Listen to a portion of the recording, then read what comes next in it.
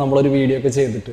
കാരണം കുറച്ച് ഷോസും അതേപോലെ തന്നെ ഓണത്തിൻ്റെതായ കുറച്ച് ഷൂട്ടുകളും കാര്യങ്ങളൊക്കെ ആയതുകൊണ്ടാണ് ഇത്ര ലേറ്റ് ആയത്. കുറച്ച് തിരക്കിലായിരുന്നു.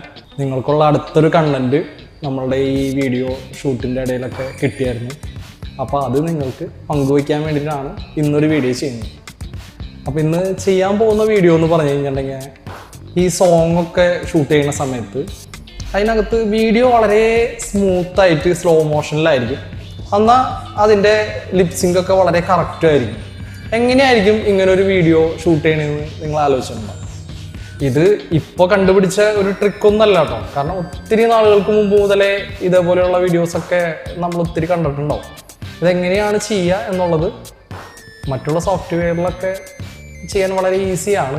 ഫിലിമോറയിൽ ചെയ്യാൻ ഇത്തിരി ബുദ്ധിമുട്ടാണത്. എന്നാലും വളരെ ഈസി ആയിട്ട് എങ്ങനെ ചെയ്യാൻ പറ്റും എന്നൊന്ന് ഞാൻ ചെയ്തു നോക്കിയാൽ